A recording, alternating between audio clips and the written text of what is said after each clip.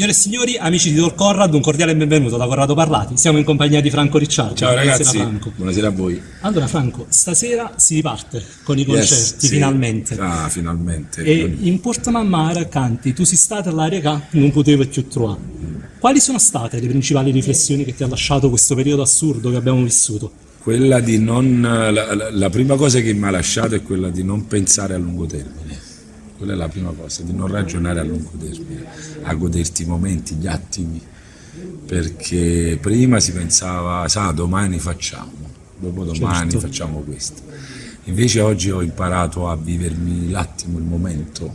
Io credo che questa pandemia, sto lockdown che abbiamo avuto, più di un lockdown, ci ha insegnato proprio a non fare, per quanto mi riguarda, insomma, non fare programmazione a lungo termine. Mi vivo i giorni, gli attimi, i minuti, e credo che poi sia anche una bella cosa. Assolutamente sì. Tra le canzoni che nelle scalette dei tuoi concerti non possono mancare c'è sicuramente Cuore Nero. Sì. Che è un brano scritto più di 20 anni fa, ma che potrebbe essere stato scritto oggi, praticamente, e che ti portò anche ad avere l'apprezzamento di una leggenda come Pino Daniele. Sì, mi ricordo. Che ricordi hai di quel momento? È stato bellissimo, perché è stato tutto magico, inteso, perché non aspettato questa cosa qua. All'improvviso mi chiamarono e mi dissero: guarda, Pino ha parlato di te nella conferenza stampa. E io incredulo, insomma, poi andai a leggere, perché all'epoca non c'erano tutti i social, c'era poca informazione, un modo di poter informare la gente. Invece oggi abbiamo molti mezzi. E niente, giornale, e capisco che questa cosa qua che lui mi ha fatto. E poi dopo un giorno mi arrivò l'invito allo stadio, che mi invitò a guardare il concerto. Fu una cosa fantastica, insomma, piacere a uno come Pino, insomma, che per me è stato colonna sonora della mia gioventù, i primi amori, le prime rabbie, i primi pianti, come colonna sonora ci stanno sempre, ed è bello, insomma, sapere che è uno che apprezza quello che fai. Assolutamente sì. In conclusione, uno dei tuoi ultimi brani di maggiore successo è in featuring con la Niña del Sud. Esatto. Com'è nato il vostro incontro?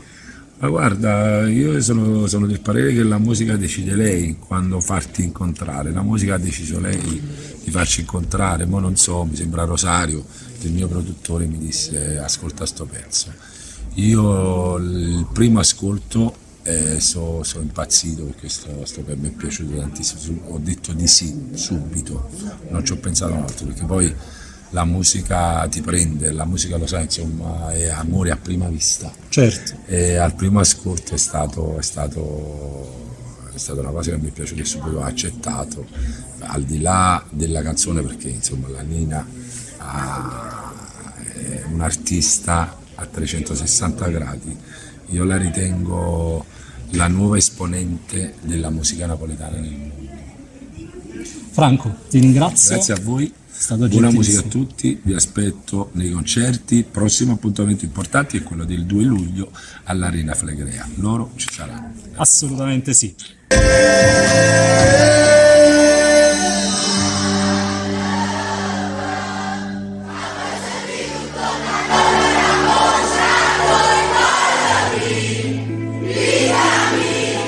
Perché ogni cosa da dice se va mai sì.